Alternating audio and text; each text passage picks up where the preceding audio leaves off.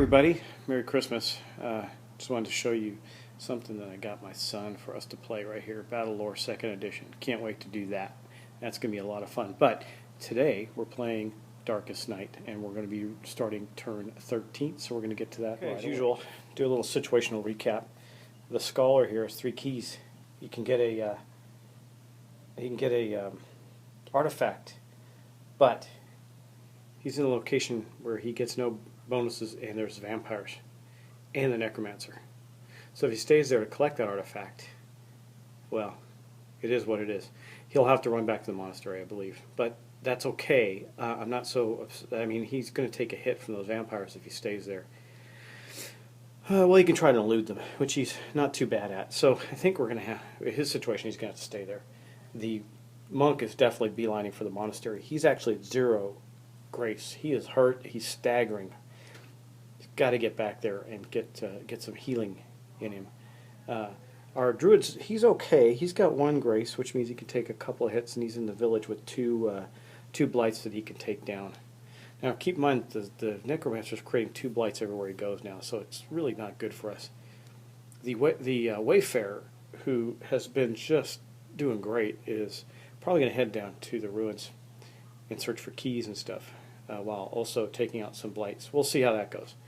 Anyway, he's in good shape, so let's continue on, and as usual, we're going to start with our druid, as I still see no reason why that won't work. Be right back.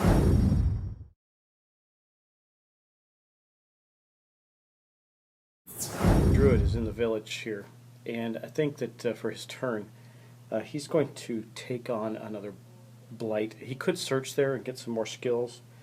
That wouldn't be such a bad thing, but he's in a good place. He's going to have 2 dice right now to try and take out that unholy aura, which will make it easier then to take out the evil presence. So I think, well, first off, actually, let's draw his event card. Yippee-ki-yay, good old event cards. They're never very good, are they? Okay, so there's looters running through the streets of the village, looting the town, thinking, as they believe that the Necromancer is going to destroy the world anyway, might as well get what they can out of it. But look at the failure here. If I fail to elude these looters, I'm going to exhaust all of my powers. That is awful.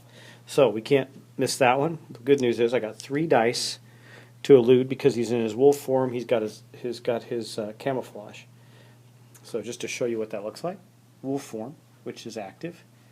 He's got +1 to elude, and camouflage gives him 2 dice. That's +1 dice. Yeah, +1 dice to elude, and +2 and 2 dice there. So yeah, he rolled. Well, it was close, but he did roll a 6. So he eluded the looters, which is good for him because it gains him a secrecy, puts him back up to a 4. That's a good place for him to be, and that's going to end his encounter or his event. Now we're going to take out this unholy aura. Finally, he's going to have 2 dice to do that with. He rolled a 4 and a 2. That is going to, sorry, I'm not on the dice, but anyway, there's his 4 and a 2. That is going to succeed in destroying this unholy aura. Bam! We're finally getting rid of some of the stuff on the board. Our druid's being very effective right now. That is going to reduce his secrecy back down to 3 because he took on one of the blights and killed it. And that will end our druid's turn. Now we're going to move on to the scholar.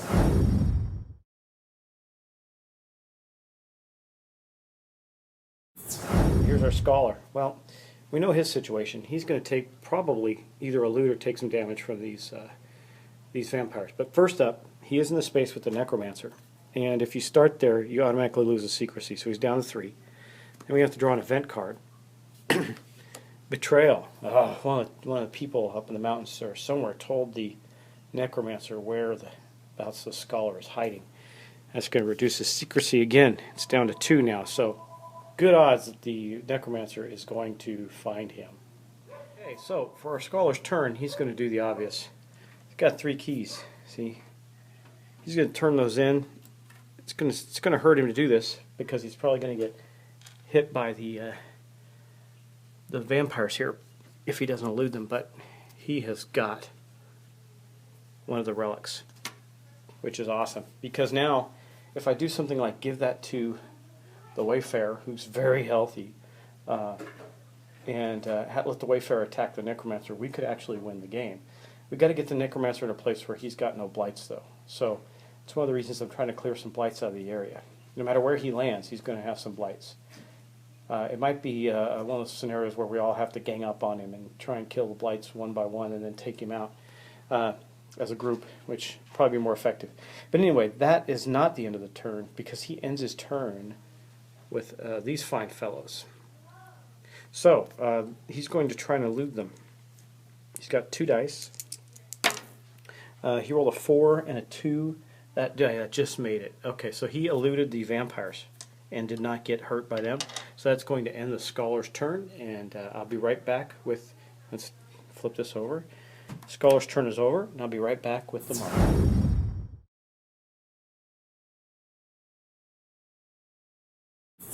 Monk is in bad shape. He's a zero grace, and he's making a beeline to run for the monastery to try and regain some health. But we still have to draw his event card. Hopefully it's nothing... Whoa, what is this?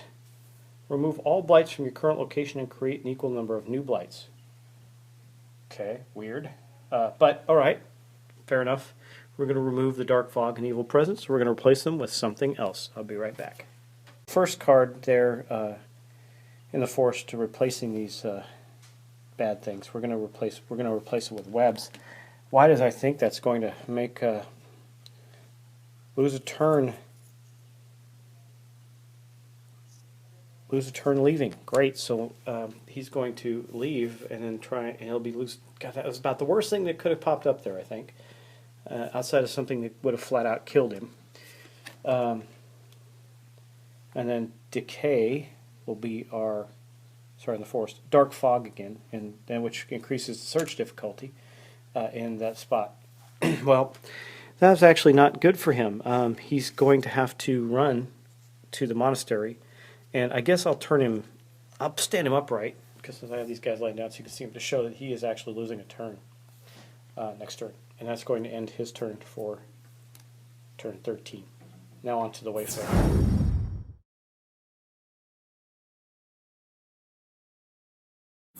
Bear's doing really good up here. He's up in the swamp where he gained an artifact that allows him to trade places with characters. Anyway, he could actually use that artifact, that fellowship band, to swap out with the scholar there, putting the scholar down here where there's 1 blight and something that's not going to kill him tremendously. You can allow him to get his bonus for searching, but there's no keys there, so we're not going to do that. But what we will do is he does have the ability of Wanderlust. As an action, I can exhaust that to travel and then take a free action. We're going to do that. We're going to exhaust this ability, and we're going to move from... Oh, you know what? Good old event cards. Before we do that, let's draw his event card. Latent Spell. Lose 1 secrecy, then spend 1 grace, or discard this event without further event. So I can lose a secrecy or spend a grace. Oh man, look at that. Okay, I'm going to do one of those. Let's see. He can stand to lose. He's going to go down to 4 secrecy. We're going to roll a die for him. Roll a 5. What does that do on this chart here? 5. Draw a power card. Nice. Man, our dude... I have to shuffle up his power cards because I still had them sitting there from when we searched them. So I'm shuffling the Wayfarer's power cards right now, one-handedly. And he got, where's his souvenirs? I can activate after traveling, deactivate after you failed a search roll to gain a green-backed item of your choice. So that was one of the other ones I liked. But he did travel this turn, so I do need to, or he is traveling this turn from here to here. I'm exhausting his Wanderlust, which will also activate a Spirit of Discovery. And he still gets to take an action, so we could search or we can destroy a blight. I think we're going to destroy this Unholy Aura. Well, maybe not. Well, he's got, okay, so he's got his Into the Blue ability. That's going to give him 3 dice total. It'll knock him down to 2 dice. And you'll see, he rolled a 6 and a 3, so we did destroy the Unholy Aura, which will take out which we'll take that out for for the ruins, and then he's going to lose a secrecy for that because he's down to 3 right now. But that was a very effective turn for him. He's got a Spirit of Discovery that will end his turn. He can search next turn, probably turn up some keys or something, which would be nice, or another artifact to be even better.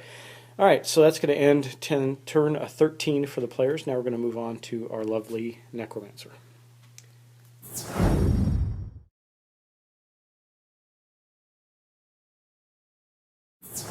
Okay, here we are with the Necromancer. He's up in the mountains with the druid, with his friend, the scholar, his best friend apparently, because they're always together. He rolled a 5, so he's going to see lots of people, including the scholar. So I think he's going to stay right where he's at and drop 2 more blights, which is bad because that's the most amount of blights we can have there. So the first blight we're going to drop down in the mountains is Oblivion. Now, if I remember, that one is the one where you exhaust. Good thing that the scholar's moving on. Unless he stays to destroy this. Anyway, exhaust 1 power each turn. That's really bad. And then the next one is going to be up in the mountains. A Shroud. Okay, and the Shroud is it protects, so we have to destroy that one first. It protects the blights. So that the mountains just became a place we don't want to be, which is fine. So that's going to end the Necromancer's turn. Oh wait, sorry, we are moving this up to 12 now. So we're getting in a very, very bad situation. I think we might have to try and get that Necromancer, lure him away to a place where there aren't any, like maybe take this evil presence out at the village, lure him down there, and then fight him. So, but keep in mind, our monk is not going to get his next turn, and the Wayfarer, while in good shape, is probably the one that would have to fight him. He's got lots of abilities to do that with, but he can also do some good searching. So let's see, we might have to go a turn or 2 more. We got up till turn 20 before anything changes as far as things getting dramatically worse for us from the darkness track. But 4 blights, we get 1 more, they start going to the monastery. We get 4 at the monastery, we lose. So, or if we get to the 30 of the track, which I hope we won't do. Anyway, that ends turn 13. Thanks, and enjoy the rest of your holiday.